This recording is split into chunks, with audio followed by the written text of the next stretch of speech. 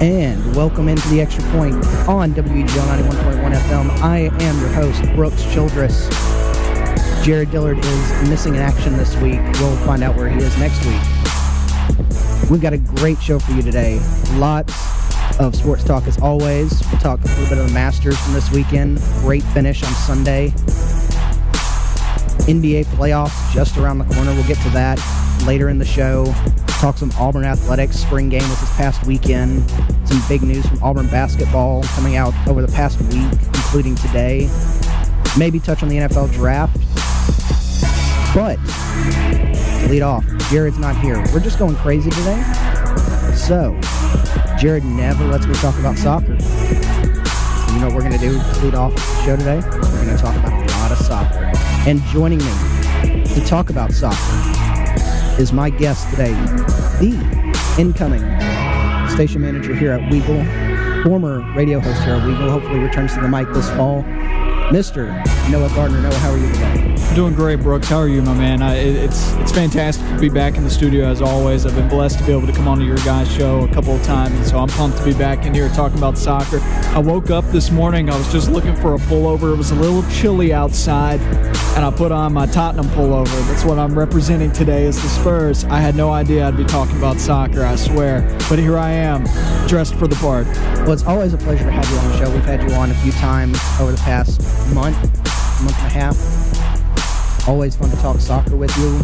We never get to do it on the show, so I'm glad that I get my way today. Well, the way that you get your fix from me talking about soccer is we sit outside in the lounge newsroom area that we've got, and you pick my brain about whatever's happening. You live the sad life of a Stoke City fan, and I live the disappointing fandom of a Tottenham fan who can come just so close. But it's a blast to be here talking about the great world of football, I guess. It hurts being a Stoke fan. All right, so, well, that didn't fade out as I thought it would. So, as we come into the first part of the show, let's start off with the Premier League, most popular league in the world. Noah, what has been your thoughts on this season as we're getting close to the end? Manchester City's almost got the title wrapped up. What has been your overview thoughts on the season as a neutral fan? Well, for a while, this year's top four race was really entertaining. Obviously, the Premier League title has been wrapped up for several months now. I think we knew before December. We 100% knew before December who was winning this year's Premier League title. Manchester City just created that gap so quickly that nobody was going to be able to overtake it. Once it got beyond 10 points, and you watch how Manchester City attacks and can put up goals so quickly and how they were able to dismantle even the best opponents in the Premier League, there's been no doubt in our minds that Manchester City is going to be the title winner. And so in some ways that takes the excitement out of the season, that there's no dramatic title race at the end of the year. And you look at the two top teams, it kind of reminds you of that title that Manchester City won several years ago where they had that comeback at the end of the season in their last game to put up those two goals in the last couple minutes of the game and ended up overtaking Manchester United. Manchester City kind of finally overcoming their neighbors who have so many trophies in their trophy case. And so big for Manchester City a couple of years ago when they won that title, and this year you see how far and how big they've dominated and how large the gap is between those two teams. And it's interesting because both of those teams spend a lot of money, and both of those teams have great clubs, but Manchester United trailing right now by 13 points at the moment, and they did just beat Manchester City, which is huge for them, but there's still no doubt in my mind that City's going to win the title. And then after that, the Champions League race has been very entertaining up until this point. Now I think we know who's going to be in the Champions League. I think it's going to be really difficult for Chelsea to overcome a 10-point gap between them and Tottenham. Tottenham sitting at fourth right now. They're tied with Liverpool, Tottenham still played one less game than Liverpool, and so if they were to win that fixture when they get back on the same level of games played, Tottenham could be 3 points ahead of Liverpool, and so that's the interesting part to watch. Obviously, Tottenham, I think, still only 4 points. Liverpool not that far behind Manchester United either, so the race for second is still there, but who really cares about second place? It's honestly became this point where, to me, it's more important who finishes third and fourth, because that's the difference between straight away qualifying for the Champions League and then having to go and play through the playoff rounds. And you really don't want to have to play through those playoff rounds before the season starts. There's two ways to look at it. You could look at it as you get this nice preseason before the regular season. You're going to be on form. You look at how Liverpool's performed this year. It seems like they used their preseason in a good way to prepare them for the regular season. But at the same time, you don't want to get tired out early, and you want to just be able to handle all of your transfer work in that point in time of the year and just handle your preseason tournaments, your preseason games, not have to worry about the other stuff. But yeah, I mean, that race for third is going to be very entertaining as Liverpool and Tottenham are neck and neck and are not that many points separate from each other. And you mentioned, and I want to bring this up, an interesting storyline this season as opposed to last season. You talked about how dominant Manchester City's been this year. Chelsea was dominant last year to go on and win the title, but not to the same extent that Manchester City is, and now they're struggling. The wheels have fallen off. They're probably going to the Europa League. Yeah, the 10 points now behind Tottenham, and since December, really early January, Chelsea's been a middle-of-the-pack team in the Premier League in terms of their record. They have not performed well. There's not a lot of chemistry, and it doesn't seem like they have the same type of resolve as they had last year. Because Chelsea at times last year was put up backs against the wall in games, so still were able to come back and win some big fixtures, and that's why they were able to really run away with it last season. At times, even when they weren't dominant, they were still able to eke out results and get W's. This year, they've been a team that's drawn or lost these 50-50 games a lot of times. You look at their game against Tottenham a couple weekends ago, they're up 1-0 on Tottenham heading into halftime, or not heading into halftime, but about 5 minutes left heading into halftime, and they've dominated the first half. Christian Eriksen strikes from 30 yards away. It's a wonder goal, and you're tied up 1-1. Tottenham's limping into halftime. They come out, they dominate the second half, and end up winning 2-1, 3-1. That's just kind of been the story for Chelsea this year, not being able to hold on to results. And now you look at them, they weren't able to hold on to where they were second place in the Premier League heading into the second half of the season. Now looking at them, they're fifth. They've blown the lead. That game against Tottenham was a microcosm for Chelsea's year this year. Looking at the rest of the Premier League, it's a lot, it's, as always, shakes out to be, there's the elite at the top, Manchester City, Man United, Tottenham, Liverpool, and then you've got the middle of the pack, and then everyone else. Who do you think right now, my Stoke City is very much in a relegation battle, trying to stay up, not likely. West Brom looking to go down, more than likely. There's not that much hope for a team like West Brom right now. Who do you think, besides West Brom, what are the other two teams do you think has a chance to, do you think the two teams in there, Southampton and Stoke, have a chance to crawl out? And if so, who goes down? Or do those two definitely go down, in your opinion? Well, there's still very much so a chance, because there's only 4 or 5 points separating them from 16th. But for a team like Stoke and the way that they've played this year, 4 points is a lot, and they've played 33 games, and the people in front of them, Crystal Palace and Huddersfield, while they've played 33 games, you look at Southampton, they've played 32. So Southampton's got a better chance to get out than Stoke does, because Stoke's actually played the same amount of games as the teams around them. Southampton's 1 game in the hole, and that's because they've advanced so far in the FA Cup that this year could still be a successful season to a certain extent for Southampton. If they just don't get relegated and they end up winning the FA Cup, or they get to the FA Cup final, their fans had something to cheer about this year. Stoke really hasn't had that much to cheer about, and right now all hands are on deck to stave off relegation, but 4 points behind, that's a lot. And you've got to look for somebody in front of you to drop results, and teams at the bottom are going to drop results, but you still have to win more games than those teams at the end of the day. And can you win 1 game of your last 5? Can you win 2 games of your last 5? And I think Stoke's going to be in this position where they have to win 2 of their last 5, which has not been the type of clip that Stoke has been operating at this year. So it wouldn't shock me if Stoke goes down. Stoke was a team heading in this year that I thought they were a possibility. It was kind of more of an outside chance, but defensively they have been a mess. And offensively, they really haven't had the same bite that they've had in recent years. And that stems from some of the fact that they've lost some major players to the transfer market. Marko Arnautovic heading to West Ham this year. They lost one of their main attackers that they've had. Obviously, Peter Crouch continues to get older. This is a team that's lost some of the bite that it's had in recent years, because I remember this Stoke team 2 years ago when they were top 10. They were finishing 8th in the Premier League, and they were not an easy team to play on any day of the week. But this team just doesn't seem... There hasn't been this new influx of great talent. It's been the same group of guys every year. Because, Ryan Shawcross, Jeff Cameron, as much as I like Xherdan Shaqiri, he's still there. There's a lot of the same players, the same core at Stoke. And they don't have a lot of money, and it's really hard to work with that. But a team that's been in the Premier League for quite a long time, they could go down. I think Stoke's going to go down. That last spot's really difficult for me because when I think of Southampton, I remember Southampton, Mauricio Pochettino teams that were top 10, and they've been at least a middle-of-the-pack club, and they've been able to at least take shots at the Europa League. And this team, I still see the quality that this team has. I think they can find their way out of it. Obviously, Crystal Palace, we remember how they started this year, didn't score a goal for the first month of the season. Now look at them. They're out of the relegation zone. That last spot, I don't know who's going to get it, but right now, I think this bottom three is probably about right. Final question for the Premier League.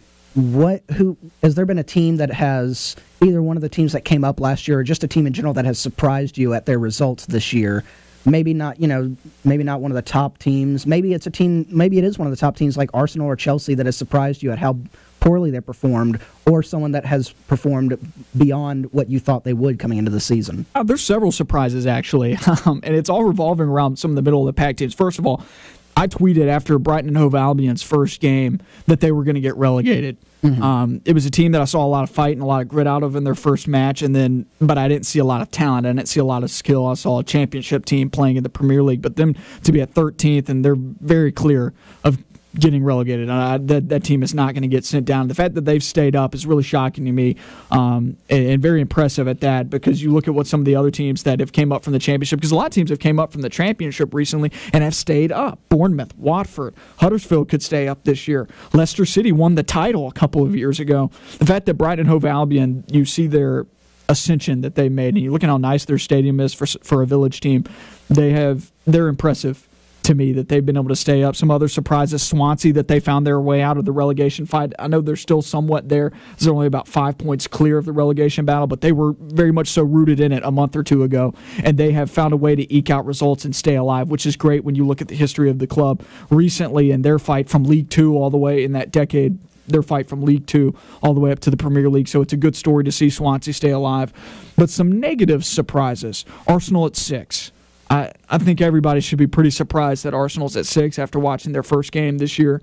And then just kind of seeing the progression. The people that they've added to the team, too, Pierre-Emerick Aubameyang. You think you add the Borussia Dortmund striker that has elite speed, elite height, jumping ability, elite goal-scoring ability in the Bundesliga, and he's contributed, but the results haven't followed for Arsenal. Yeah. And I'm shocked that Arsene Wenger hasn't been shown the door yet either when you look at the results that have been put out by this once historic club, and now they're sitting at 6th, and there's really no hope for them. There's no hope for them to get inside the top 4, them or Chelsea. Those two teams have been very shocking to me, how they've performed this year.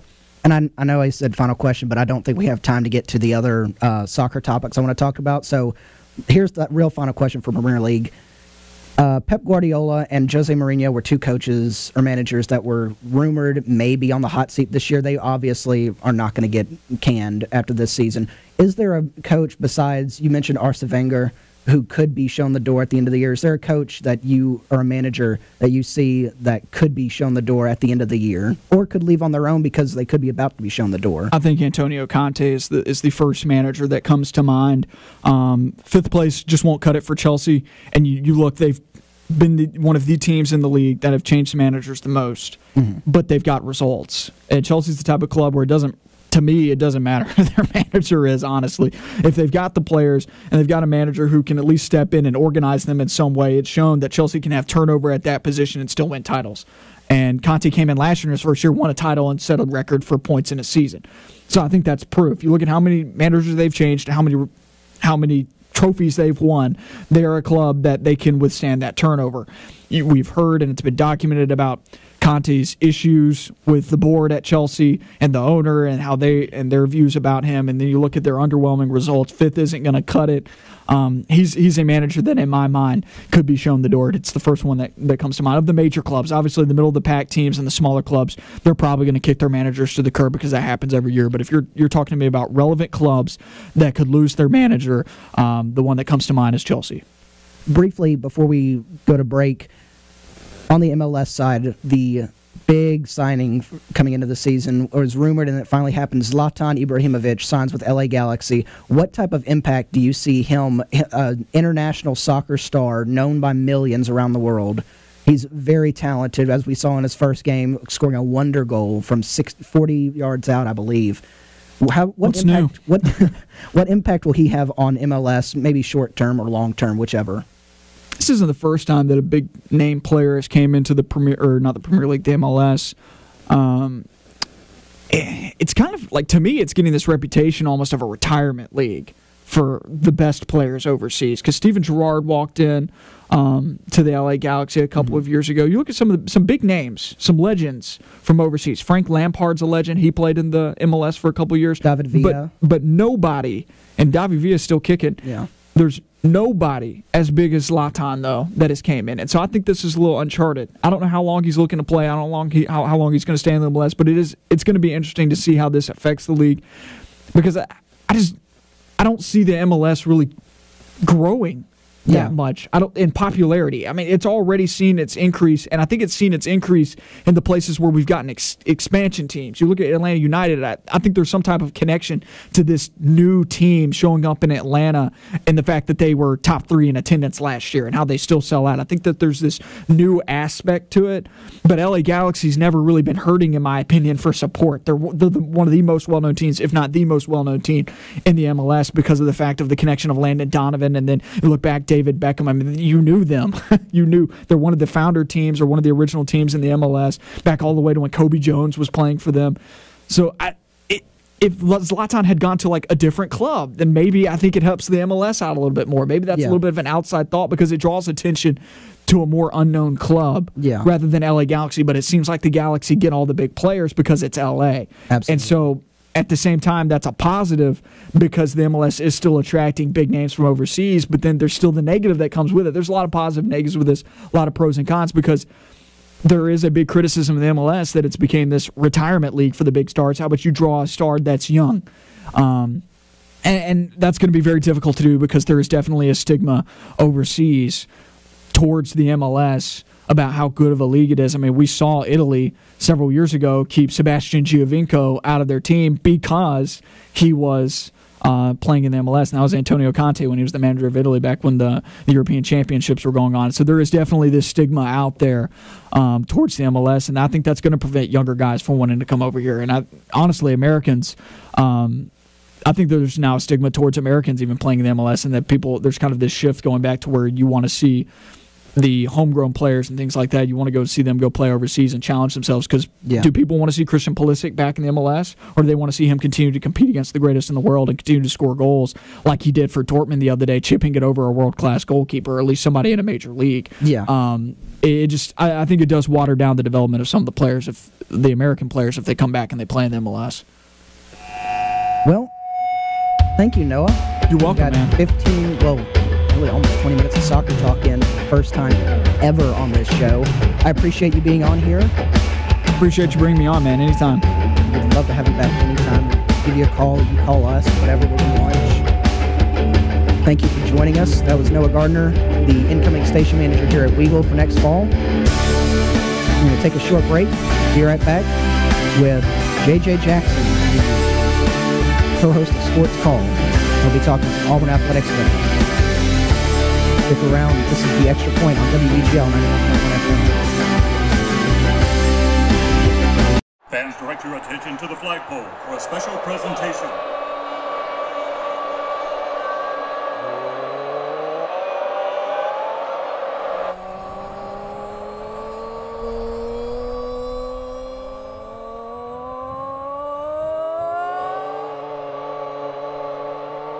You never really leave Auburn, because Auburn never leaves you.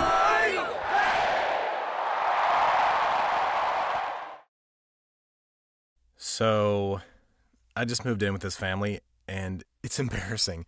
The little one, he likes to go outside and crawl around in the giant litter box. I don't know what he's doing. I mean, I was born and I knew how to use the litter box. Look at that. That's disgusting. Oh, poop already. You're making me nervous. Oh, okay, I can't look at this anymore. I really hope he grows out of this, for his sake.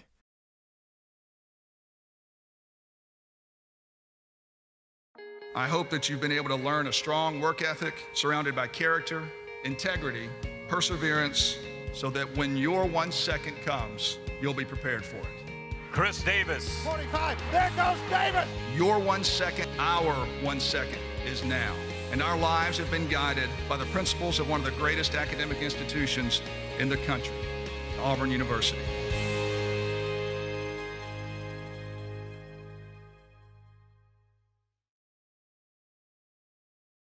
And welcome back. This is the Xtra Point on WEGL 91.1 FM. Live on your radio, live from Auburn, Alabama, inside the WEGL studios in the Student Center on the campus of Auburn University. You can call us 334-844-9345. We want to talk sports.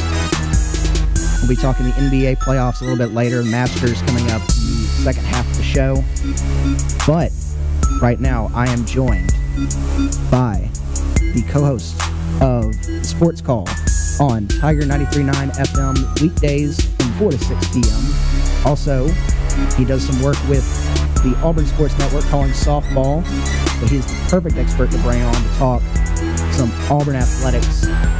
Let's welcome in Mr. J.J. Jackson. J.J., how are you doing today? Brooks, I'm doing well. I'm glad to be in studio. I know I did this once before with you over the phone, but to get the invitation to be in studio, I really appreciate it, man. Well, I'm glad you could be here. Like you said, you have done a phone interview with us before. Really appreciate you talking to you every time. Sure. Last time we talked NBA. This time we're going to go a little more close to home. We're going to talk Auburn athletics. Sure. Let's start off. Put me on the spot here. Let's start off with Saturday. Okay. We had the spring game, big day for Auburn football fans. Get a preview of the team that's coming up this year. Not the full team. Jarrett Stidham, of course, did not play. Or still recovering from his offseason shoulder injury. What were your overall thoughts of the game as a whole, like offense, defense, just overall thoughts? Sure. Well, we'll touch on Jarrett Stidham since you just mentioned him first. A lot of people obviously want to see the quarterback that led this team to the SEC West title a year ago and a 3,000-yard passer coming back who had the offseason shoulder surgery, but I don't think you can take anything away from what he was able to do playing 7-on-7. Yeah, I was about to say, let me correct myself. He did participate in 7-on-7 at the game. He just did not play in the actual scrimmage. Right, but to that point, what can you take away from a guy that's playing in 7-on-7? He looked fine, but then again at 7-on-7, he's not wearing shoulder pads. So I don't think you can take anything away from his performance there. The biggest takeaway, however, going into the game was, A, how is the offensive line going to look? Because you have so many injuries right there right now. And B, what is your running back rotation going to look like, given the fact that you lose Kerryon Johnson and Cameron Petway from the team you had a year ago, and Cam Martin, who was a guy that's supposed to be a fixture in the mix, doesn't play. I mean, he takes a snap early on in the beginning, and you later know that he had some injury concerns, and so Gus Malzahn wanted to be a little careful with how he used Cam Martin, that is, and so then the attention turns to Asa Martin and Jatarvis Whitlow, Boobie Whitlow as they call him, two freshmen that are coming in, fixtures to be in the mix. And they're okay, but then C.J. Tolbert emerges as the big guy at running back and had the 2 touchdowns. Good performance by him. The offensive line was fine. I think the biggest takeaway, Brooks, is that, A, the defense is not going to take a step back this year. Nick Coe, Big Cat Bryant, Marlon Davidson, all those guys will be able to fill the production that you lose in Jeff Holland going to the NFL draft. The linebackers are the same. Secondary is going to be fine. And then B, Anders Carlson will be just as good as his brother Daniel. It'll take some time. He is just a freshman. But to see him go out there and go 4 for 4, including a 53, 54-yarder, however long it was, I think that's a very positive sign for Auburn football going forward. Well, was there anyone, coming off your takes, was there anyone, one single player that impressed you the most in the spring game? Obviously, it's a spring game, so how impressive is it going to be? But who impressed you the most in the scrimmage on Saturday? It would be C.J. Tolbert going for over 170 yards. I mean, he's a guy that is just a walk-on player for Auburn. He had a good spring game going back to 2017, but looking at that running back position, I thought you'd have bigger performances from Whitlow, from Asa Martin, and even a guy like Devin Barrett, who they decided to move out to wide receiver for the time being. He didn't impress you. He was fine, but he didn't impress you as much as somebody like C.J. Tolbert. So I think he's the winner from A-Day. Transitioning now from football to basketball, there's been some big changes in the Auburn basketball over the past week. Yeah, there has. Last week, we learned that Mustafa Heron will be entering the NBA draft and hiring an agent, so that means he will not be able to come back. Right. And then today we get the breaking news that Austin Wiley has declared for the NBA draft. I'm not sure. I don't know if he's not going to hire an agent, so he can come back if he chooses. What impact, if both of those players do not return, what impact does that have on the Auburn basketball team next year? Well, then in the middle of those as well, Jared Harper declares for the NBA draft, but he does not intend on signing with an agent. So essentially, players have until April 22nd. If you want to get evaluated, you do have to officially declare for the draft. So for Auburn, Herron, Wiley, and Harper are the three that have done that so far. Mustafa Herron does plan on signing with an agent. His eligibility is no more once he does that, but Wiley and Harper just want to go through the entire process, and then 10 days before the NBA draft, if they want to, they can come back to the NCAA and maintain their eligibility. If they lose Wiley, I think that's a big piece going forward, because you've got Anthony McLemore recovering from the ankle surgery that he had. You've got an undersized Deshaun Murray who's playing down low. I do think Chuma Okeke will take a step forward in his sophomore season, but this is a guy in Austin Wiley who came on halfway through his freshman season, played incredibly well, and then goes on and competes and is the captain of the U19 2017 USA basketball team and competes at a World Cup. In Egypt, I believe, is where their tournament was, and does very well. The only player on the United States teams, one of only 7 players in the tournament to average a double-double in that time, makes it official that he wants to go and declare for the NBA draft. If he doesn't come back, that's a big loss for Auburn. Finally, moving away from basketball, sure, let's go to your area of expertise, Auburn softball. Yes. Team's having a really good year this year. Top 10 team. Not getting the hit production that we saw under the Clint Myers era, but their pitching is phenomenal. That's getting them through. They're able to score just enough runs to win. What has been your overall take on the team this year? Just as you're saying, in terms of hitting, it's not where you would like to see the team right now. I mean, going into this past weekend against Tennessee, the Tigers were last in the SEC in SEC competition in terms of batting average as a team.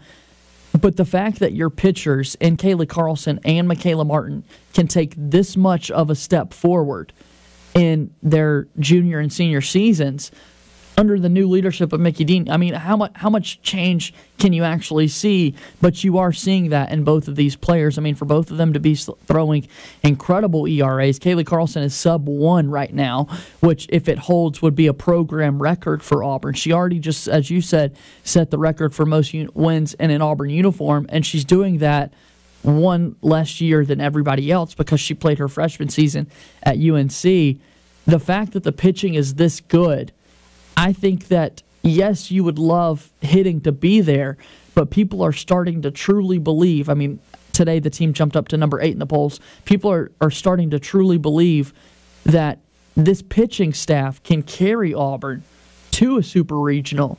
And then once you get to a 2 out of 3 weekend, when you give the ball to Kaylee on Friday night, Michaela on Saturday night, and then we saw this past weekend, Kaylee's very capable of coming right back on Sunday and throwing. It's not crazy to think that this team, A, can't host a super regional, but B, go right back to the College World Series. And has there been any one player on the team this year that has impressed you besides one of the pitchers? Has any of the position players really stepped up and impressed you this year? Sure. Well, Victoria Draper has been very impressive in her run ability. I mean, she just set the program record for stolen bases in a season, and the fact that Clint Myers didn't necessarily rely on that in her game for her to go out and produce the numbers that she's doing and hit for a high average, she continues to improve and impress in her senior season. But Casey McCracken has made the biggest jump in her junior year, leads the team in home runs, is up there in RBIs, can hit for average, and she's playing phenomenally out in the field out at second base. She has been really impressive, and to look at her frame, I mean, she's a tall girl, but a small girl out there on the diamond, and to hit the ball as hard as she does is really impressive. And for folks that just want to go out and watch number 11 for this team at second base. Casey McCracken's been really good for them this year. All right, well, that'll just about do it for this segment. Joshua, J.J. Jackson, thank you so much for being here with us. Thank you for joining me in studio this time, not on the phone. Absolutely. It's always a pleasure. And as you said, for folks that want to hear more of my content and that sort of thing, Sports Call Live from 4 to 6 on Tiger 93.9 is where you can catch us. So, Brooks, thanks so much, man. Thank you for being here. Always a pleasure to talk to you, talk sports with you. We'll be back if the supply there it goes. Ward's not wanting to work with me today. I don't know what it is. I think Jared may have sabotaged it on his way out. Coming up, we'll talk NBA draft. NBA, maybe not the draft, but we'll talk the NBA playoff. We'll figure out what we're talking in a minute. This is the Extra Point on WEGL 91.1 FM. I believe this is a practical world and that I can count only on what I earn. Therefore, I believe in work, hard work.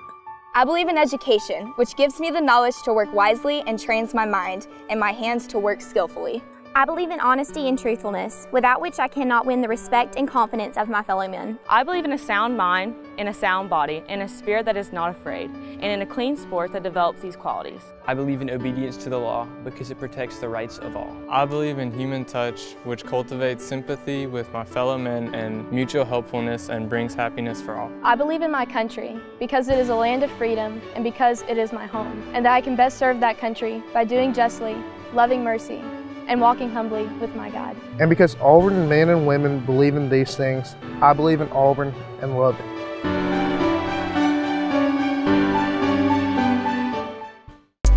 Welcome back. This is the Extra Point on WEGL 91.1 FM. I am your host, Brooks Childers. Jared Geller, and my co-host is MIA on the day. We had a very guest-heavy first half. No such luck second half. It's just going to be me. All Brooks for half an hour. So let's jump into the second hour of the show. Let's talk some NBA playoffs coming up here in a few weeks. Right around the corner, NBA playoffs getting ready to start. Obviously, you've got the front runners, the Houston Rockets, the Golden State Warriors in the West. Maybe the Spurs can slip in there. In the East, you got the Cavs, you got the Raptors. Celtics are always in the hunt, although their chances took a really big hit last week when it was announced that Kyrie Irving will miss the whole playoffs, and now they are down Kyrie Irving and Gordon Hayward. So it's a very, very young group going into the playoffs against a very experienced LeBron James. I don't know if the Celtics can make that run anymore. They could have with Kyrie. They could have made it at least the conference finals, but without Kyrie, it's going to be really hard for the Celtics to make it anywhere. Another team in the East that's really looking good coming down the stretch, the Sixers. Philadelphia looking great with their young talent. The process has finally come to fruition. We had to trust, they kept saying, trust the process, trust the process, trust the process. And now the process is finally starting to pay out. Playoff spot this year. Joel Embiid has been a little injury-ridden this year. Should be back in time to help the Sixers. I'm going to say this. They may be a dark horse team to get to the Eastern Conference Finals. We could very well see it be the Sixers and the Cavs in the Eastern Conference Finals. Now, I think the experience of LeBron and Kevin Love will propel the Cavaliers forward into the finals, but the 76ers are very, very well set up right now to possibly make a run in that Eastern Conference. Hype surrounding the Toronto Raptors. Raptors are a really good, complete team. Really deep bench that's helped them win. But telling sign, the last two times that they have played the Cavs, they've lost and lost big. Maybe not score-wise, but they were up, and they gave up a big lead to LeBron and the Cavs. So it's going to be very, very interesting to see how this Eastern Conference shakes out. Western Conference, you got a lot of good teams. There's only two teams that are competing this year. It's the Warriors and it's the Rockets. And the Rockets right now, the favorite, they've got the 1 seed locked up. So the Warriors will have to play on the road in Houston for the majority of that series. Supposing they get there, obviously it'll probably be those two against each other. But the big question going into the playoffs for the Warriors is, can they survive without Steph? That's a huge question right now. Steph should be back for the playoffs, but he's been on and off with injury this year. If he goes down in the playoffs, can the Warriors survive without him? Because they are really struggling right now. I believe they lost 7, or they've lost 7 of their since he's been gone. I may be wrong on that fact. We'll have to check that after the show. But Kevin Durant is having a hard time carrying this team by himself. He's very capable of doing so. He's very, very talented. But the Warriors are really struggling right now without Steph. Now, come playoff time, they could, flip the switch, turn it on, make a run, win the West, go back to the finals. But they've got a big roadblock in their way this time, and that's the Rockets. James Harden, Chris Paul, Clint Capella, they are for real, and they could do a lot of damage in this playoffs. Another team in the West I want to talk about is the Oklahoma City Thunder. Russell Westbrook, Paul George, Carmelo Anthony. You would think, looking at that roster, you're like, wow. Steven Adams, you're like, wow. That is talent filled right there. You would think, how can someone not win the West with that roster? Well, the Thunder have gone and done that. They have nowhere near won the West, and they've barely made the playoffs. I think they're going to be in the playoffs, but they've barely made it with this roster. I was listening to a podcast the other day, and it was described, and I really like this description. This year's Thunder could go down as the greatest team to never win a championship. Like Phi Slamma Jamma in college basketball. That Houston team, you look at their roster, you're like, wow, how did that team not win a championship?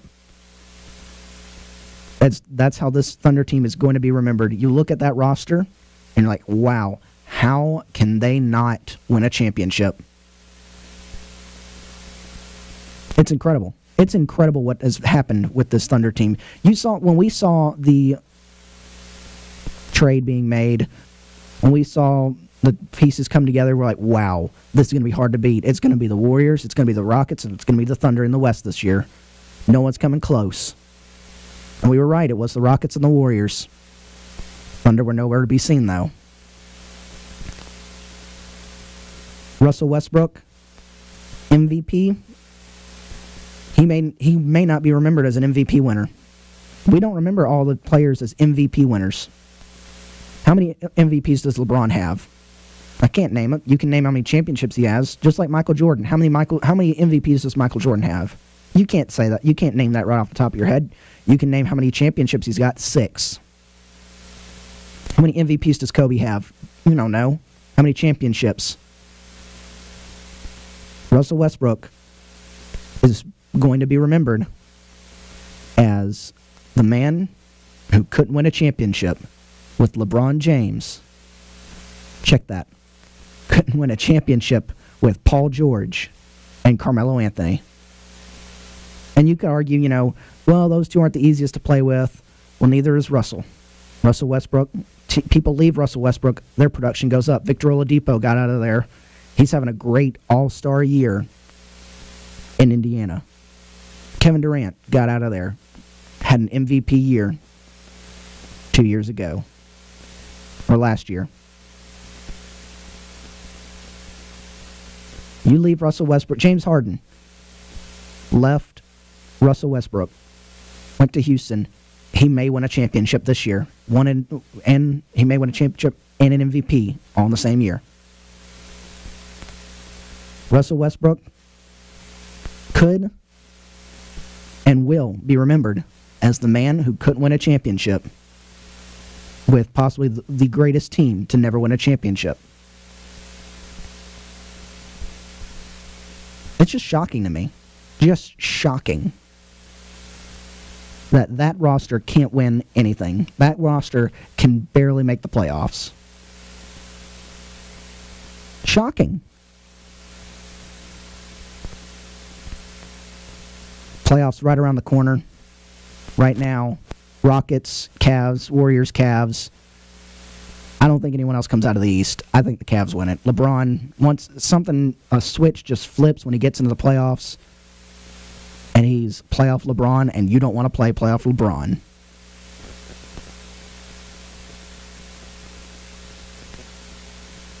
I'm really looking forward to this playoffs because it's going to be very interesting to see some of the early rounds. Usually, like last year, you watched and you're like, oh, okay, the Warriors are going to run through the West, Cavs are going to run through the East, yada, yada, yada. This year, Houston's probably going to run through the West. But can the Warriors get to the Western Conference Finals easily to face the Rockets? Because I don't think the Warriors are not running through the teams like they did last year. And can the Sixers make a run to the Eastern Conference Finals? I think it's a real possibility, like I said earlier. Real possibility the Sixers make a run and get to that Eastern Conference Finals. I don't think they have what it takes to finish it. Ben Simmons is great. Joel Embiid is great. I just don't know if they are healthy enough to get over that hump that is LeBron James and make it to the finals.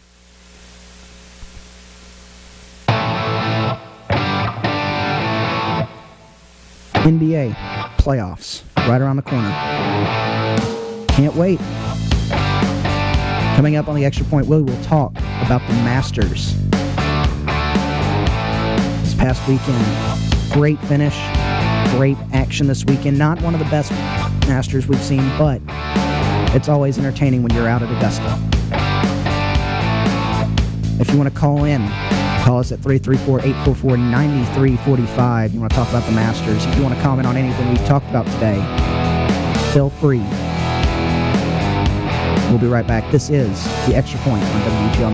Open road, here comes the Heffley family. Whether it's a short trip or a long haul. Estimated time, 47 hours. They will beg. You're hungry? I'm happy to provide. They will plead. Deep fried butter on a stick. But whatever you do, don't wimp out. Now you're talking. Make them buckle up. He can't hurt. Remember, safety first. Cheese curls second. Are you orange?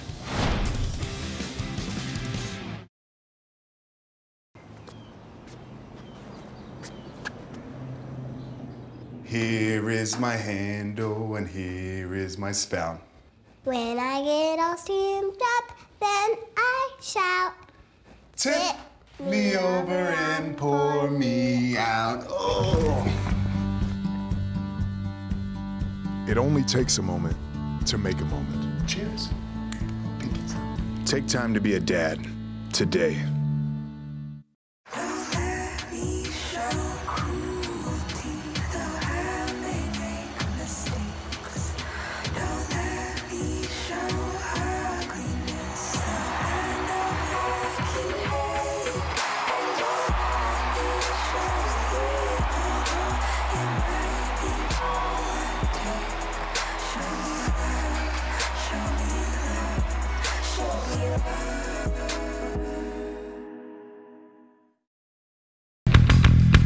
Welcome back to the Extra Point on WEGL 91.1 FM. We are live in Auburn, Alabama on WEGL 91.1. You can check us out on Eagle Eye TV, Channel 6 this afternoon. Check us out on the YouTube channel. Check out our podcast. Excuse me. Check out our podcast on SoundCloud. We are everywhere. You can listen to us. You can also find us on the TuneIn radio app. Just search WEGL 91.1 FM. Let's get into the Masters. A tradition unlike any other, as they put it.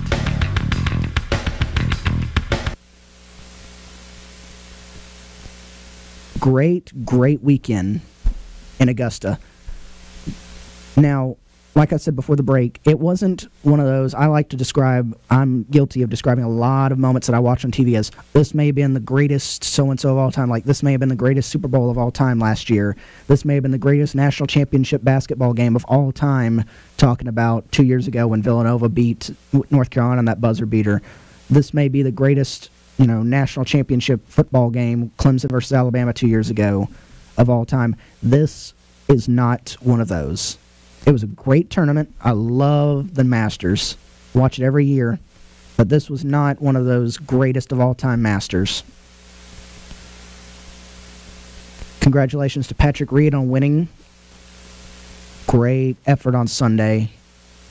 Held the lead against a charging Rory McIlroy and Jordan Spieth. Thursday and Friday was when everyone tuned in to watch, no matter where you were. You were at work, you were at school, you had your computers up, you were tuned into Masters.com, you were watching. Tiger Woods made his return. Everyone watched. Now, he didn't have the best of tournaments. I believe he finished at 4 over. But there's just a different feel, especially the Masters, when you get there, and Tiger's playing.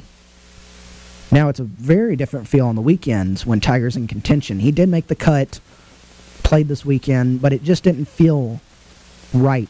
Even though he was out there, he was in black and red on Sunday. You knew he wasn't going to make any sort of run. You knew he wasn't going to challenge for the lead. So it was kind of a muted, celebration.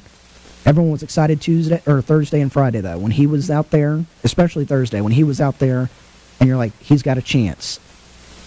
A lot of people tuned in. Final round on Sunday, great golf. I watched most of it. I'm not going to admit I didn't watch all of it, but I watched most of it. I turned it off about mid-afternoon, and then I was checking Twitter, and they're like, guess what? Jordan Spieth's making a run. I'm like, well, let's turn that back on. So I turned it back on, saw the amazing putt he made. Reminded me kind of last year at the Open, the go get that putt. Still, that's one of the best moments I've seen in golf, was when he made that great putt last year at the Open, and looked at his caddy, pointed to it, and said, "Go get that." One of the greatest moments in golf that I can remember watching. He made the run. He made it challenging for Patrick Reed and Rory McIlroy on Sunday. I thought he was going to win it. I thought Jordan was going to come all the way back and win it. Sadly, disappointed all of his fans, but still, top 5 finish at the Masters is always great. He's already won the Masters once, his second attempt. It was just great golf Sunday. Patrick Reed, again, getting the win, able to fight off Rory and Jordan. That's what the Masters is about, is great golf all throughout the weekend, especially on Sunday, and there's excitement on Sunday. No one ever runs away with the Masters. There's always a chance for someone. What would have been great is if Jordan had made the comeback all the way back and sent it to a playoff hole. That would have been amazing. That would have capped the weekend, but couldn't quite get it done. Still, love the Masters. Now we wait. U.S. Open's next. Should be a good one. Rory McIlroy, Jordan Spieth, both believe early favorites already. Coming up soon, we will have I can never remember the one in New Orleans, but it's always a fun watch. Golf. If you're not a golf fan, I recommend watching some of the tournaments that are not the majors. Those are fun. They're really fun to watch. I know it's kind of boring, but golf is such a peaceful sport. You can sit there on Sunday afternoon, do homework, just have golf on in the background. It's just soothing. It soothes you. That's why I enjoy watching it. It's very soothing. Also, just the action on the course is great. That's going to do it for us here this week on the Extra Point. I'm Brooks Childress. Jared Dillard, maybe we'll be back next week. We'll find out. You can always catch us on Eagle Eye TV, WEGL, our SoundCloud account, podcast. We're everywhere. We'll be back next week, same time, same place, 1 o'clock. Thank you for joining me. For Jared Dillard, who's not here, for my guests, Noah Gardner, Joshua Jackson, I'm Brooks Childress. Thank you so much for joining us today. Don't forget, keep watching sports, and we'll see you again next week. Oh, almost forgot. And don't forget to row the boat.